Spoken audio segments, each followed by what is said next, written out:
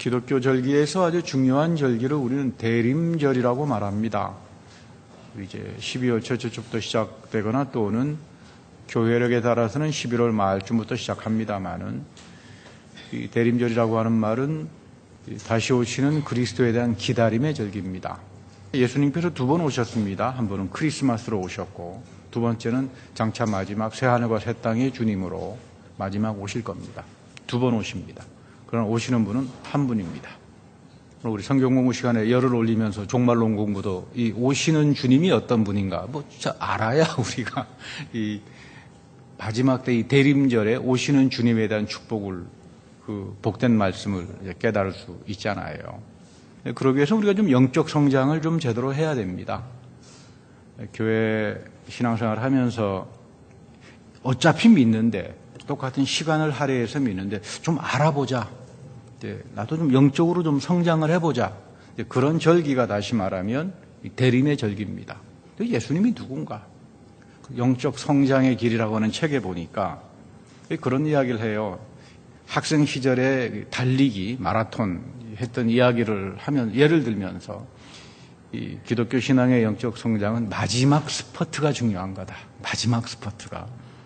그러니까 우리는 빨리 달려가면 금방 끝날 것처럼 생각합니다. 또 우리 한국 분들 급하잖아요. 단숨에 뺀다 그러잖아요. 아무튼 급합니다. 그 단숨에 빼어지는 게 아니죠. 신앙생활이라고 하는 건 차근차근 하나씩 때로는 넘어지기도 하고 때로는 시리에 빠지기도 하고 때로는 의심도 해보고 그러면서 하나의 쭉 일종의 영적 순례의 길이 신앙생활이고 영적 성장의 길입니다. 근데 중요한 건 뭐냐면 이 마지막 스포트, 이게 참 중요하다. 유종의미를 잘 거둬야 되죠. 하나님 있으면 잘 믿다가 이상한 다른 복음, 시한부 종말론 이상한데 이제 빠지면 사람이 이제 영혼이 이사야가 그런 말 하잖아요. 사냥질을 당한다. 잘못된 다른 복음이 들어가면 이 사람이 영혼이 사냥질을 당한다는 말은 뭐냐면 패가망신 당한다는 말이에요. 여러분 하나님의 복음이 아니라 마귀의 음성이 들어가면 어떻게 되겠어요? 사람의 인생이 피폐해져 버리죠. 가족으로도 그렇고 사회적으로도 그렇고.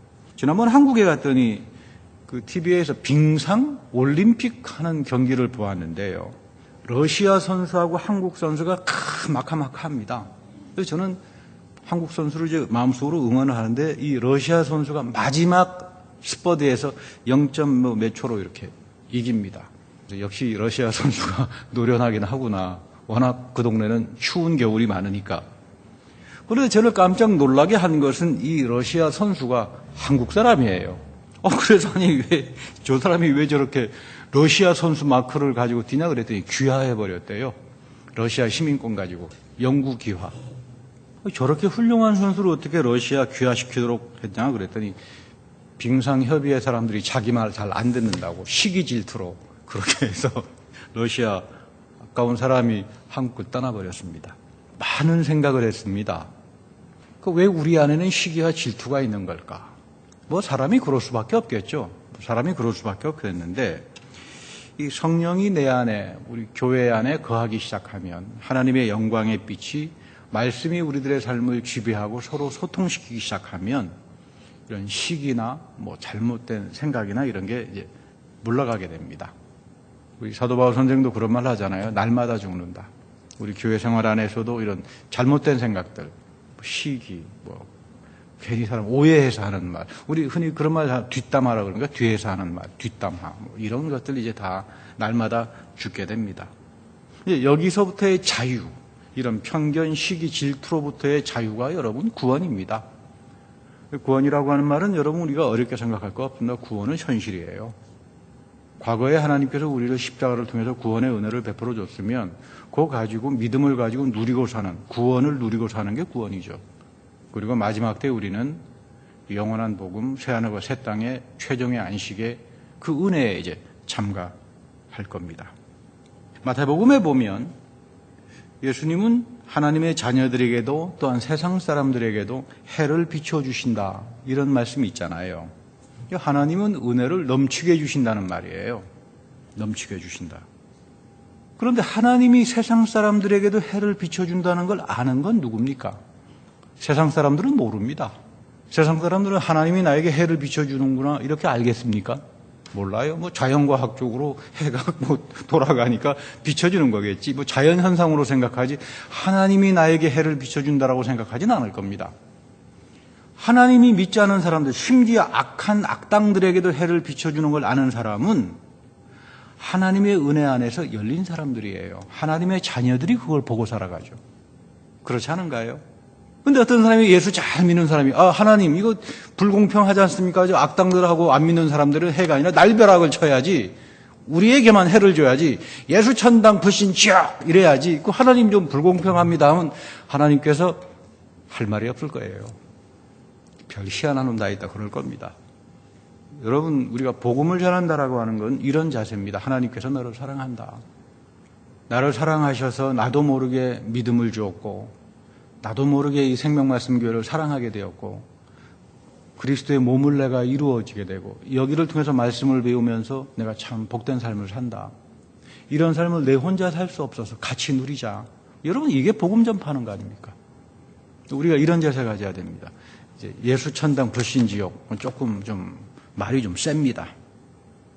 교회 다니는 사람들을 만나보면 영적 훈련이 없어서 잘하지 못한 사람들을 만날 때가 참 많아요. 안타깝습니다. 신앙생활을 오래 했는데 이렇게 영적으로 이렇게 깊어지고 영적으로 침전이 되고 넓어지고 커지고 어떤 분은 목사님 자기는 뭐 제자를 많이 거느리고 삽니다. 교회 안에. 그래서 무슨 제자가 있습니까? 그랬더니 자기가 제자 훈련반 선생님이래요. 자기 제자가 많습니다. 그래서 제가 성경에는 선생 되지 말라고 했는데 그 선생 되는 게 더 많은 잘못 가르치는 죄가 크잖아요. 괜히 그 쓸데없는 거 잘못 가르쳐가지고 큰 죄가 성경에는 제자 가르쳐서 선생되라고 하는 말이 아니라 영적 훈련하라고 합니다. 경건에 힘써라. 하나님 말씀을 가지고 영적 훈련해. 항상 이렇게 진보하는 삶을 살아가라. 항상 변화된 삶이 거기서부터 나타난다. 우리가 변합니다. 나는 절대로 변하지 않을 거다. 영적 훈련하기 시작하면 기도하기 시작하고 말씀 믿고 복음 전파하기 시작하고 내 자신도 모르게 하나님이 나를 변화시킵니다.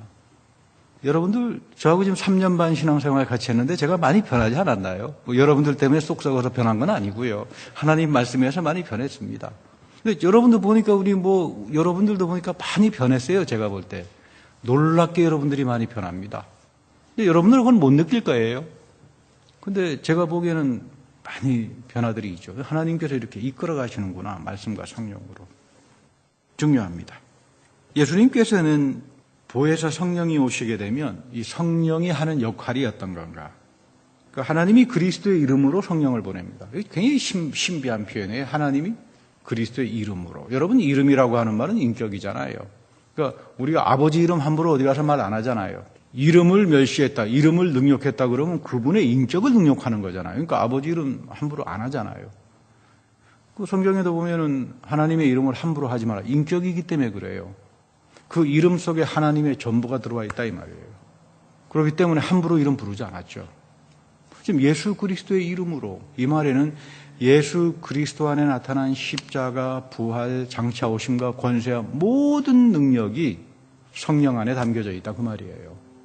그래서 성령이 오시면 누구를 가리키나 하면 예수 그리스도가 하셨던 말씀을 깨닫게 합니다. 놀라운 이야기죠. 제자들이 3년 동안 예수님을 쫓아다녔지만 예수님 말씀 다 알질 못했어요.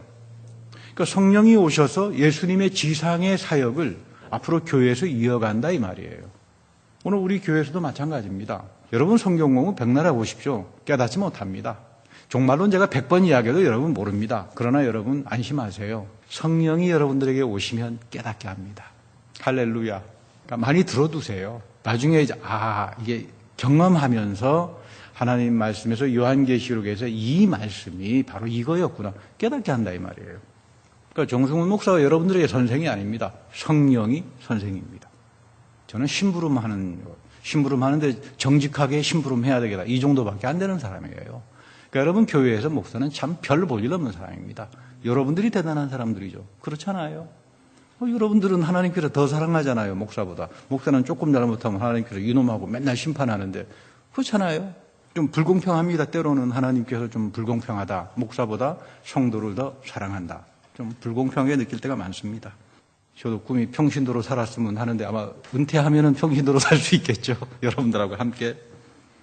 어쨌든 이 성령이 오시면 말씀을 깨닫게 한다. 말씀을 알게 한다. 우리가 성경 공부 시간에 말씀 알지 않습니다. 성경 공부 시간에 말씀을 깨닫지 못합니다. 염려하지 말라 이 말이에요. 너희들의 삶 속에 그 말씀이 심어지기 시작하면 성령께서 인도한다. 선생이 돼가지고 보혜사 성령이 돼가지고 깨닫게 한다. 우리 클레멘스라고 하는 초대교회의 아주 유명한 교부 신학자 한 분이 계십니다. 2세기 때 애굽의 알렉산드리아. 여러분 놀랍게도 구약에는 애굽이 상당히 나쁘게 표현이 되는데 바벨론 애굽. 근데 하나님께서는 저주를 영원히 가지 않습니다. 애굽을 회복합니다. 역사에서. 그래서 애굽이 2세기 때는 알렉산드리아가 하는 그 애굽의 도시에 굉장한 초대 기독교가 꽃을 피웁니다. 알렉산드리아에. 이집트의 알렉산드리아죠. 지금 계획으로는 뭐 내년이나 내후년에 그 리서치하는 계획 때문에 그 알렉산드리아하고 카이로에 지금 좀 방문을 해야 되겠다 지금 준비를 하고 있습니다만은 그 기독교 초대교회의 유산이 가장 풍부한 곳이 알렉산드리아예요. 근데 여기에 이제 클레멘스라고 하는 분이 쓴 책 가운데 지금까지 전해집니다. 근데 그분이 책 가운데 보면은 그리스도는 말씀이라고 하는 책이 있어요. 그리스도는 말씀이다. 그리스도가 말씀이다. 근데 이분 내용에 보면 그 당시에 알렉산드리아는 우상숭배로 차고 넘쳤습니다. 그 세속의 가치와 기복사상과 우상으로 가득합니다. 여러분 우상이라고 하는 거는 들어오기 시작하면 사람을 세속화시키고요. 속되게 만들고요. 두 번째는 사람을 기복적으로 만듭니다. 기복이라고 하는 말은 나와 하나님 사이에 인격적으로 관계를 하는 게 아니라 마술처럼 모든 걸 다 마술처럼 생각합니다. 뭐 하나님이 전지전능하니까 한꺼번에 다 하겠지 뭐 이런 식의 생각들이 있잖아요. 뭐 라스베가스 가게 되면 그 무슨 코끼리 이렇게 눈 깜빡할 사이에 없애는 쇼 보신 적 있습니까? 미라지 쇼라 그래가지고. 뭐 신기하잖아요. 그거. 근데 여러분 하나님과 우리의 관계는 그런 게 아닙니다. 마술사는 기복입니다. 기복. 눈 깜빡할 사이에 하얀 뭐 탁 하면 코끼리가 없어지고요. 또 이렇게 하면 무슨 뭐 비둘기가 날아다니고요. 여러분, 이거 우상숭배죠. 여기서 기복신앙이 나타나죠. 이 사람이 세속화가 돼버리죠. 천박해져 버립니다. 그러니까 마술 너무 많이 보지 마십시오. 마술 게임 너무 많이 보다가 보면 사람이 좀 천박해져요. 요행수를 자꾸 보게 되잖아요. 요행수. 땀 흘리지 않으려고 그러고. 인격이라고 하는 건 땀을 흘려야 되고, 노력도 해야 되고, 인격적 관계라고 하는 게 있잖아요. 그런데 이분이 그리스도가 말씀이 되어서 우리에게 오게 되면 이런 데서부터 돌아서게 한다. 참 중요한 말씀입니다. 우리 예수님도 그러잖아요. 하나님 나라가 왔다 회개하라. 이 잘못된 가치, 우상숭배적이고 기복적이고 잘못된 말씀에서부터 이젠 돌아서라. 그리고 하나님의 나라, 생명의 나라죠. 평화의 나라죠. 예수 그리스도가 십자가 부활을 통해서 우리에게 주시는 나라죠. 우리 안에 임재에 들어오는 나라. 이 하나님의 나라를 향해서 돌아서라. 두 번째는 이 클레멘스의 이야기는 말씀은 우리를 교육시킵니다. 그리스도로서의 말씀은 우리를 교육한다. 선생님이 된다 이 말이죠. 예수님이 우리 선한 목자가 되잖아요. 우리 교회의 선한 목자는 예수 그리스도 한 분밖에 없습니다. 저는 싹군 목자입니다. 왜? 여러분들 싹을 받잖아요. 여러분 싹군 목자란 말은 나쁘게 생각하지 마세요. 그렇잖아요. 싹군은 제가 하고 난 다음에 정당한 일로 하나님께서 주시는 싹을 받는 사람이니까 싹군이고요. 이제 선한 목자가 되시는 분은 그리스도밖에 없다 이 말이에요. 그러니까 여러분 제 모습을 봐봐야 나올 게 아무것도 없습니다. 저분은 싹군 목자. 우리가 봐야 될 거는 선한 목자인 그리스도. 그러려면 여러분 성경을 봐야죠. 제 얼굴을 뚫어지게 볼 필요가 없다 이 말이에요. 그렇다고 해서 제 앞에 나쁘게 할 것도 없습니다만 선한 목자가 되시는데 그리스도가 우리를 교육한다. 그리스도가 우리를 교육한다. 그러니까 이 말씀 앞에 우리가 날마다 죽습니다. 잘못된 생각, 마귀가 갖다주는 이 편견들, 시기, 질투 많잖아요. 세상적인 생각에서 예수님을 자꾸 만나고 말씀 안에서 살아계신 그리스도를 경험하다가 보면 이제 그거 싫어져요. 여러분 예수 믿는 사람의 제일 특징이 뭐냐 하면 자꾸 이제 교회 다니고 예배 드리고 하다가 보면 옛날 좋아했던 것들 있잖아요. 세상에 나가서 옛날 즐겼던 거. 이게 싫어집니다. 담배 피던 사람은 담배도 끊게 되고, 술 많이 마셨던 사람은 술도 이제 줄이게 되고, 이게 좀 싫어져요. 세상에서. 좀 이렇게 좀 하나님 앞에서 좀 정결하게 살아야 되겠다. 날마다 죽어가는 거죠. 나에게는 날마다 죽는 게 있나? 죽어야 됩니다. 안 죽으면 하나님께서 여러분들을 죽이게 만듭니다. 그러니까 내가 쳐서 복종시키는 삶을 살아야 됩니다. 근데 이 날마다 죽는다는 게 어려워요. 이번 한국 여행에서 중국 목사님들에게 특강할 일이 있었는데, 저로서는 대단히 시기한 케이스였습니다. 중국 목사님들, 중국 기독교에는 세 가지 부류가 있어요. 세 가지 부류. 한 그룹은 삼자교회라고 합니다. 삼자교회. 이 중국 정부가 공식 인정하는 교회입니다. 대단히 셉니다. 교회가. 신학교가 한 12개가 있고요. 그 중심 신학교가 난징에 있는데 학생 수가 한 1000명이 되고 교수 반이 전부 다 유럽과 미국에서 알아주는 다 외국인 교수들이에요. 장난 아닙니다. 거기 학장이 제 스위스 바젤 대학 후배입니다. 그리고 그 아내가 여기 버클리 연합신학교에서 유교와 기독교를 가지고 박사 논문을 쓴 분이에요. 멜리사 홍이라고. 그 남편 이름은 왕예임이라고 그러는데 이 둘이 학장입니다. 근데 이 친구들을 한 몇 년 전에 가서 만났더니 정부에서 지원은 많이 해주지만 여전히 컨트롤이 심하다. 이 컨트롤이 좀 여전히 심합니다. 중국 정부가 컨트롤을 하니까. 자꾸 삼자교회가 부흥하잖아요. 5,000명, 10,000명 이게 장난이 아닙니다. 계속. 근데 두 번째는 문화기독교인들이 있어요. 문화기독교인들. 중국 정부가 저 안 되겠다 보니까 저 삼자교회를 만들어 놨더니 자꾸 교회가 부흥해서 좀 경쟁을 하기 위해서 기독교를 연구하되 기독교를 믿지는 못한다. 그래서 유명한 대학들이 있잖아요. 북경, 칭화, 샹하이 이런 대학에다가 기독교 센터를 중국 정부가 만들어줍니다. 돈을 지지하고. 이제 이 사람들은 주로 하는 임무가 교회 안 다녀요. 믿음도 안 갖습니다. 기독교와 불교의 대화. 비교 연구만 합니다. 기독교와 유교의 대화. 이런 연구를 해가지고 학문적으로 키우는데 한 10여 년 중국 들락날락거리면서 이쪽 그룹들을 제가 만났고 가르쳤고 해왔습니다. 그러니까 남경신학교나 삼자의 교회 쪽이나 아니면 그 중국 유명한 대학의 이제 그 대학원에서 기독교를 종교학 일반에서 다루는. 왜냐하면 이분들이 중국 최고 엘리트들이잖아요. 그래서 제가 이 사람들을 잘 가르쳐 놓으면 나중에 한국을 위해서 좋은 말 하지 않겠습니까? 그런 저도 선교하는 일념으로 우리 공자 선생님도 그러잖아요. 교육을 할 때는 영재를 불러다가 교육해라. 여러분, 교육하려면 똘똘한 사람 갖다 놓고 가르쳐야지 멍텅구리 갖다 놓고는 안 되잖아요. 목회는 은혜를 가지고 가르쳐라. 이렇게 이야기하잖아요. 어쨌든 공자 선생님 말씀에 제가 근데 이번에 만났던 중국 기도인들은 이른바 가정교회 기독교인들입니다. 우리에게는 지하교회로 알려져 있는데 지하교회 그런 교회 없어요. 무슨 반지하에서 예배드리는 사람들이 아니고요. 가정교회입니다. 그저 선교사들이 가서 전해주니까 거기서 목사 안수 받고 그렇게 해서 목사가 된 사람들입니다. 요즘은 좀 정책이 이제 너희들 그렇게 막 난립을 하니까 곤란하니까 일로저로 막 선교사들이 들어가지고 각각 교파의 배경이 다른 사람이 가서 막 자꾸 잘못된 가르치면 이게 혼란스럽잖아요.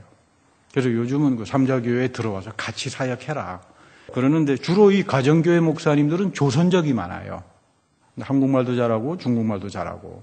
그래서 이번에 제 통역을 했던 분이 태 목사님이라는 분인데 여자입니다. 조선적. 한국말 참 잘해요. 근데 이분들은 뜨거워요. 막 지도할 때 보면 1시간 동안 귀가 찢어질 정도로 그냥 우리는 할렐루야 3창 하잖아요. 뜨거운 교회 가보면. 보통 그러지 않습니까? 거기는 할렐루야 5창을 해요, 5창. 그러니까 이건 한국 교회보다 더 뜨겁구나. 제가 질렸습니다. 기도하다가. 할렐루야 5번 하는데, 그리고 찬송을 부르는데 일어서 가지고 1시간을 부르는데 이게 복음성가를 부르는데 감당을 못 하겠어요. 감당 못 했습니다. 이 사람들은 내가 이길 수가 없구나. 근데 이 사람들하고 이야기하다가 틀리면 목소리가 커요. 목소리가 또 대단히 큽니다, 이 사람들이. 자기가 틀려놓고 목소리가 커요. 여러분, 원래 무식한 사람이 목소리가 크잖아요. 야만족 문화들이 보면 목소리가 큽니다. 아프리카 문화가 보면 시끄럽죠. 깊어지고 사회가 그만큼 전문화가 되게 되면 목소리가 낮아집니다. 전문화된 사회일수록 목청을 높이지 않죠. 목소리가 큽니다. 근데 이분들이 이제 난리가 난 겁니다. 저하고 성경 공부를 하다가. 목소리가 커요. 이 사람들은 화가 나니까 책상을 이렇게 두두 때리더라고요. 뭐 때문에 그러느냐 그랬더니 로마서를 읽으면서 자기네는 목사님의 성경하고 우리 성경이 틀리대요. 그러니까 이분들은 부활이 뭔지 모릅니다. 예수님이 부활했다. 그건 아는데 그 부활이 나와 어떤 관계를 가는가 몰라요. 근데 제가 자꾸 영이 부활한다. 우리가 이 영적 성령의 생각으로 내 영이 채워져야 한다. 이 영의 그리스도의 부활의 몸을 입고 우리는 영원히 산다. 이해를 못하는 겁니다. 우리 성경에 없다. 찾아보니까요. 제 성경에는 영어로 스피릿이다 영으로 번역되어 있는데 중국 성경에는 이 스피릿, 영이 다 마음으로 번역이 됐어요. 그러니까 이 마음에 무슨 부활의 그리스도의 몸을 입는다? 이해를 못하는 거죠. 그래서 이 성경 번역이 참 중요하구나. 오늘 그 로마서 11절 여러분 주보에 보시면 8장 11절까지 우리 한번 다 같이 읽어보겠습니다. 시작. 예수를 죽은 자 가운데서 살리신 이의 영이 너희 안에 거하시면 그리스도 예수를 죽은 자 가운데서 살리신 이가 너희 안에 거하시는 그의 영으로 말미암아 너의 죽을 몸도 살리리라. 그렇죠? 성령이 우리 안에 거하게 되면 우리가 죽잖아요. 죄를 짓기 때문에 우리의 육신의 몸은 죽어갑니다. 그런데 우리를 살려요. 그래서 마지막 장에 보면 성령이 친히 우리의 영과 더불어. 자, 성령이 있는데 우리의 영이 있죠? 있잖아요. 성령이 우리 안에 어디에 거주하죠? 영에 거주한다 이 말이에요. 성령이 우리 마음에도 올 겁니다. 근데 우리의 마음밭이 옥토밭이 되어 있는 사람들은 어떤 사람들이냐 하면 성령이 와서 내 영을 지배하는 사람들이에요. 이게 옥토밭과 같은 마음을 가진 사람들입니다. 돌짝바구니, 가시밭길 이렇게 되면 성령이 왔다가 인격적인 분이기 때문에 임재에 들어오지 못하지만 우리 영에 들어오셔서 우리의 잘못된 생각을 몰아내고 성령의 생각으로 우리의 영을 채워주잖아요. 이겁니다, 이거. 여기에 그리스도 부활의 몸을 입는다 이 말이에요. 근데 이 영을 마음으로 번역해 놓으니까 소통이 안 됩니다. 참 어려워요. 번역이라고 하는 게 참 묘한 거로구나. 이 잘못되는구나. 오늘 우리는 육신이라고 하는 말, 우리 몸이 나쁘다는 말이 아니라 이 죄된 가치를 가지고 살아가는 삶을 육신이라고 말합니다. 기복적인 생각, 시기하는 생각, 질투하는 생각, 일확천금을 노리는 마술적인 생각, 이런 것들이 다 다시 말하면 육신적 생각들이에요. 질투하게 하고 시기하게 하고 싸움하게 하고. 그런데 우리의 영에 성령이 오셔서 우리의 영을 증언하기 시작하면, 우리의 영을 휘잡기 시작하면 사람이 달라집니다. 이걸 가리켜서 영적 각성이라고 하죠. 우리가 끊임없이 하나님 말씀을 읽는 거는 주님, 이 말씀이 내 영을 사로잡아서 성령의 생각으로 나를 채워주십시오. 여기서부터 나에게 상상하지 못하는 변화들이 나타납니다. 여기에 그리스도의 부활의 몸을 입고 우리는 영원히 삽니다. 그렇기 때문에 우리가 여러분 매일매일 집에서 우리 매일 성경 읽기 하는 거 있잖아요. 그거 굉장히 소중한 거라고. 이 성령께서 기름 부어주는 사역이거든요. 성령의 말씀 안에서 우리의 영에 기름을 부어주는 사역이다. 소중하게 해야 됩니다. 이런 사람들이 바울은 이야기하기를 하나님을 아버지라고 부릅니다. 놀라운 이야기입니다. 구약에서는 하나님을 아버지라고 거의 쓰지 않습니다. 구약에서 보면은 하나님을 아버지라고 표현한 사람이 딱 이사야 정도입니다. 하나님이 우리의 아버지다. 이사야 선지자가 아버지라고 하지만 아바라고 하는 말은 쓰지 않아요. 근데 아바라고 하는 말은 예수님이 썼던 말이 스포큰 랭귀지가 아람어예요. 아람어. 시브리 말이 아니고, 시브리 말은 고어고요. 그 당시 팔레스티나에서 썼던 스포큰 랭귀지는 아람어입니다. 엘리 라바 사박다니, 예수님이 십자가에서 했던 그 말이 아람어예요. 아람어. 아람어로 아바가 뭐냐면 우리가 말하는 아빠예요. 아빠하고 똑같은 말입니다. 그러니까 여호와 하나님이, 그 신령하고 두려운 여호와 하나님이 우리에게 아빠가 됩니다. 누구에게? 내 영에 성령이 와서 증거하고 내 영을 각성시키기 시작하고 내 영이 살아나기 시작하면 아버지, 나의 하나님의 풍성한 축복의 상속자가 된다 이 말이에요. 굉장한 말이죠. 굉장한 말입니다. 나에게 영적 각성이 일어나가지고 아버지, 여호와 신령하고 두려운 그 위대한 하나님이, 그 이름이 나에게 아빠로 오는 사람들에게 오늘 예수님께서 놀라운 이야기를 하죠. 요한복음 14장에 나오는 이야기입니다. 무엇이든지 원하는 대로 구하라, 내가 다 이룰 거다. 이 사람들에게 형통이 주어지는 거예요. 이게 기도입니다. 그런데 나는 내 안에 영적 각성도 없고 하나님을 나의 인격적인 아버지, 아빠로 만나지도 못하는, 입술로는 내가 아버지 할 수 있을런지는 모르지만 영적 각성이 없는 사람들에게 이거는 아무런 의미가 없는 거예요. 그렇잖아요. 나에게는 왜 기도가 이루어지지 않을까? 나에게 영적 각성이 없어서 그러는 겁니다.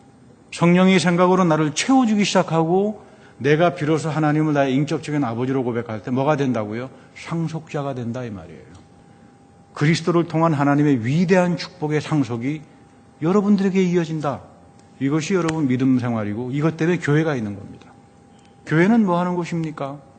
예수 그리스도의 안에 나타난 하나님의 위대한 은혜와 축복과 기적을 상속으로 받는 장소예요. 그러니까 여러분 교회를 소중하게 여겨야 됩니다. 교회가 크든 작든 이게 중요한 게 아닙니다. 내가 이 안에서 나의 영적 각성이 일어나고 어떻게 하면은 이 보증으로 성령을 통해서 만날 수 있을까? 그 성경은 우리에게 영적 과정을 그래서 가리키는 거예요. 하나님께서 우리를 용서하셨다. 하나님께서 세례를 통해서 우리에게 그리스도의 옷을 입혀주셨다. 아담과 하와가 죄를 범죄했을 때 가죽 옷을 입혀주잖아요. 용서의 상징이잖아요. 에덴 동산에서 아담과 하와에게 하나님께서 가죽 옷을 입혀주지 않습니까? 용서한다는 상징이죠. 너희들의 죄를 용서한다. 예수 그리스도 안에서 우리의 죄를 용서합니다. 그래서 세례를 그리스도의 옷이라고 이야기하죠. 내가 죄를 지을 때 하나님께서 나에게 입혀주신 옷을 보면서 용서하신다는 그 약속이 있는 겁니다. 그래서 여러분 우리가 받았던 세례를 소중하게 여기는 거예요. 그래서 나에게 이 세례로 인쳐주신 거 아닙니까? 나를 용서하신다고 당신의 옷으로 나를 입혀준 거 아닙니까? 그래서 우리가 회개할 수 있는 겁니다. 내가 하고 싶다 그래가지고 회개하는 게 아닙니다. 회개는 하나님께서 내가 죄를 고백할 때 주께서 용서하신다라고 하는 약속이 있다. 나는 이제 그리스도의 옷을 입은 사람이다. 성만찬은 우리를 거룩하게 합니다. 나는 거룩하지 않습니다. 몇 가지 선행을 한다고 그러고 봉사를 한다고 그래서 세상 사람들이 알아준다 그래서 그거 하나님께서 선행이라고 보지 않습니다. 내 죄를 하나님께서 용서하듯이 나의 선행과 나의 봉사도 하나님께서 거룩한 것으로 봐주셔야 돼요. 그게 성만찬으로 이어지는 겁니다. 그러니까 거룩도 내가 노력해서 되는 게 아니라 은혜로 주어지는 겁니다. 죄의 용서도 은혜로 주어지는 겁니다. 이런 사람들을 가리켜서 그리스도 안에 있는 사람이라고 이야기하는 거죠. 오늘 중요합니다. 우리가 기도를 하면서 가장 중요한 거는 어떻게 하면 내가 이 그리스도 안에서 예수 안에 나타난 하나님의 은혜의 이 위대한 축복의 상속을 이어가는 자가 될까? 그렇잖아요. 오늘 가장 대표적인 케이스 이야기가 엘리사와 엘리야의 이야기에서 나타나는데 그 엘리사가 집요합니다. 너 좀 여기 머물고 있어라 그러면 엘리야를 쫓아갑니다. 베델에 가니까 베델 따라가고 길갈에 가니까 길갈 따라가고 여리고로 가니까 여리고로 따라가고 이거 참 찰거머리 같습니다. 왜 엘리사가 왜 그렇게 뒷공문을 졸졸 쫓아다녔을까? 딱 하나입니다. 갑절의 은혜를 나에게 베풀어 주십시오. 갑절의 은혜를. 갑절의 은혜를 받고 싶습니다. 이 표현 우리 목사님들이 다 좋아하죠. 갑절의 은혜를 주어 주십시오. 근데 여기서 보면은 엘리야가 참 훌륭해요. 이건 내가 할 수 있는 게 아니다. 이 카리스마에 하나님이 주시는 갑절의 은혜는 내가 마음대로 할 수 있는 게 아니다. 단 내가 승천하는 것을 너가 본다면 하나님께서 너에게 줄 거다. 여러분 구약의 승천이라고 하는 말은 다른 말이 아닙니다. 자연사로서의 죽음을 말합니다. 죽음은 저주잖아요. 다 저주 안에 죽잖아요. 여러분들이 교회 안에 들어가서 그리스도를 영접하게 되면 여러분들이 모르지만 받는 첫 번째 가장 위대한 축복이 뭐냐 하면 여러분들은 죽더라도 저주로서의 죽음은 안 죽습니다. 자연사로 죽습니다. 대단히 깊은 축복입니다. 성경에서 말하는 승천, 구약의 승천은 그거를 보여줍니다. 엘리사는 저주로서의 죽음을 죽은 게 아니라 자연사로서, 즉 승천은 부활의 생명을 보여주는 거죠. 장차 우리가 그리스도의 부활 안에서 자연사의 죽음에서 영원한 생명으로 이어질 거다. 이런 뜻입니다. 그게 데살로니가 5장에 보면 우리 흔히 알고 있는 휴거 그러잖아요. 그게 바로 그 이야기죠. 자연사로서의 죽음을 변화를 통해서 영원한 생명으로 간다. 이거는 이 하나님의 부활에 넘치는 생명이 너에게 와야 갑자의 능력이 나타난다. 이건 내가 줄 수 있는 게 아니다.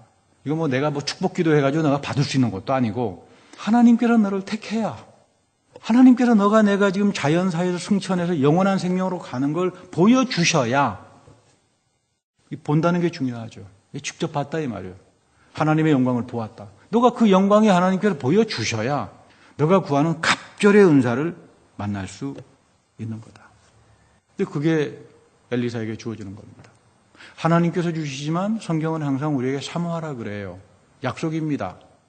예수 그리스도 안에 있는 자들에게, 저주로서의 죽음이 거친 자들에게, 자연사로서 영원한 생명의 그 부활의 생명에 잇대어져 있는 너희들에게는 모든 것들을 구하라. 내가 모든 걸 다 이루겠다. 여러분, 이거는 힌두교, 무슨 타종교 좋아하시는 분들, 불교, 아무리 뒤져보십시오. 아직 전 못 찾았어요. 유교. 찾으면 여러분 가르쳐 주십시오. 여기 있네요. 아직 전 못 찾았습니다. 30년 동안 세계 종교 공부했지만, 기도는, 다른 종교에도 기도가 있지 않습니까? 성경에서 말하는 기도는 전혀 다릅니다. 이 기도가 특권이에요. 우리가 종구미 성도를 위해서 기도합니다. 우리가 기도 열심히 하니까 하나님께서 들어주시겠지. 그렇게 생각하지 마십시오. 하나님께서 여러분들을 기도하게 하고 성령께서 여러분 안에 탄식하게 하고 그 성령이 군미 성도의 삶 속에서 탄식하게 합니다. 성령이 탄식한다는 게 뭡니까? 하나님이 기도하잖아요. 하나님이 하나님을 향해서 기도하잖아요. 그때 모든 것들이 다 이루어집니다. 우리는 거기에 감사와 은혜로 참여하는 사람들입니다. 군미 성도님만 낳는 것이 아니라 그 하나님이 우리가 중보할 뿐만 아니라 하나님이 성령 안에서 우리를 위해서 중보합니다. 그럴 때 이 교회에 똑같은 부활의 생명 여호와 샤마의 은총이 터져 나옵니다. 이 축복에 거하는 사람들, 이 안에 있는 사람들에게 주어진 게 기도의 특권입니다. 기도하는 사람, 특별히 이 대림절에 주님께서 크리스마스 때 오셨고 또 장차 우리 마지막 역사의 종말에 오시는 이 그리스도를 바라보면서 이런 특권을 누리는 기도하는 그런 여러분들이 되기를 축복합니다. 다 같이 기도하겠습니다. 하나님, 우리에게 기도를 주님께서 가르쳐 주셨습니다.